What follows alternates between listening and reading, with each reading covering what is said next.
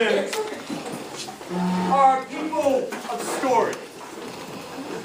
That's part of how we hang on to our faith. And tonight, we tell the stories of Jesus' last full night of life.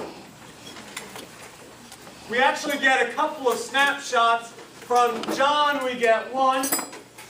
And his version in the Gospel focuses on things entirely different from the other three, from Matthew, Mark, and Luke. But we get a sense of what Matthew, Mark, and Luke focused on as we hear of Paul's letter to the Corinthians. It's really a summary of Matthew, Mark, and Luke's version of the Last Supper. It's important that we know the details of our story. And so let's just make sure, because really, I think the story of the Last Supper and the last night is kind of a composition of pieces taken from one gospel and another. Let's make sure we have rounded up all the details.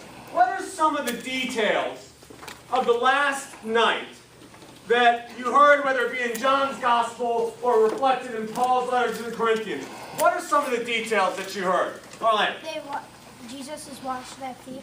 Jesus washed their feet. Right, we heard that in John's gospel. What else did we hear? Yes? They broke bread together. They broke bread together.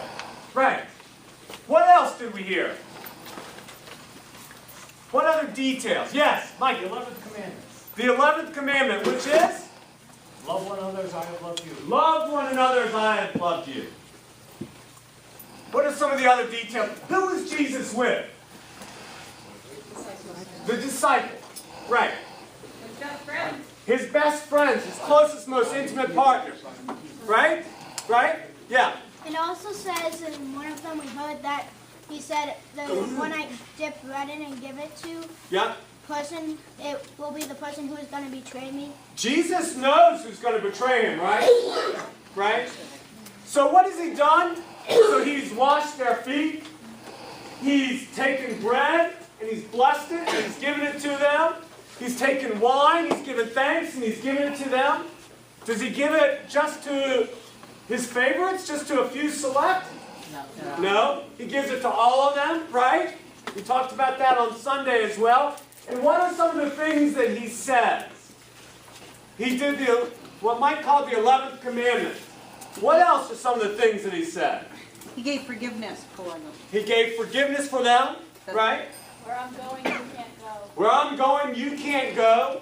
But he prepares a place for them.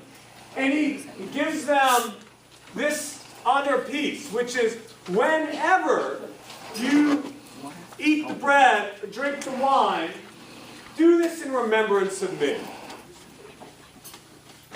So you got the details down pretty good. And so too had the community in Corinth. They had the details down pretty good as well. That's not why Paul was writing to them. Paul had a much deeper concern. Because you see, Paul knew what we also know, which is we're not just the people of story, we're a people of story and the people of symbols. Story and symbols are partners to one another. They feed off of each other and they enrich in each other. Story without symbols are simply sort of nostalgia. They stir up warm feelings about the past, but they don't say much about the future.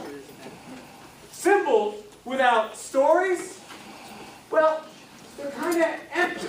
I mean, we're not sure of the power of them. We don't know what they're suggesting. We don't know what grand or larger concept they're trying to teach us.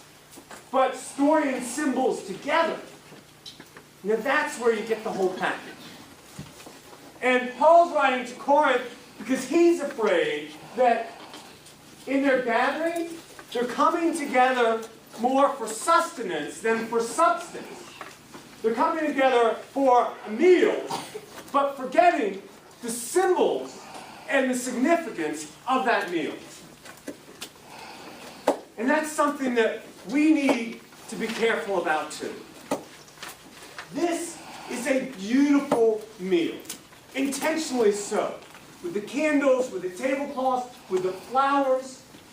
The food is lush, it's sumptuous. Some have even said, oh, shouldn't it be more austere? But no, it wasn't that way for Jesus and his friends. It doesn't need to be that way for us. And I'm grateful that Tamara can provide us such a feast.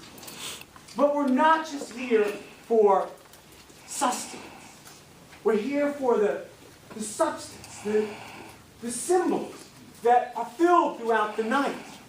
The washing of the feet, which symbolize how power and privilege should also mean responsibility, should also mean compassion, should also mean gentleness and concern. The washing of the feet, Jesus, the Lord, shows that his authority is exercised not through brute force, but through tenderness and compassion. The fact that he fed his friends shows that he has a concern for their daily living, for the mundane as well as for the magnificent. And it says to us that Jesus cares about our mundane daily living too.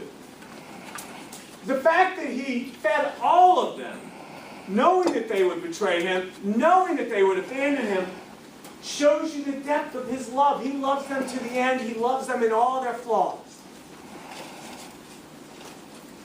That he has said to them, this is my commandment. Love one another as I have loved you. Speaks not just about what he's done for them, but what he expects them to do for others. What he expects us to do for others. A love that is filled with grace. A love that is filled with kindness. A love that knows no bounds and is inclusive. And Jesus wants us to remember him every time we do that daily task of breaking bread, of taking a drink.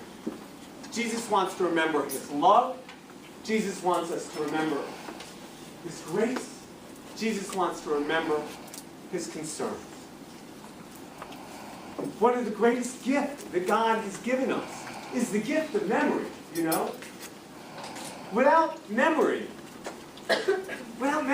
not only would we lose our sense of past, but we lose our sense of the future. We lose our sense of hope, we lose our sense of identity, and we lose our way. Tonight, let us remember the meal that was had 2,000 years ago. Let us remember the commandment to love one another as he has loved us. And let us find that our way is Christ's way. Amen.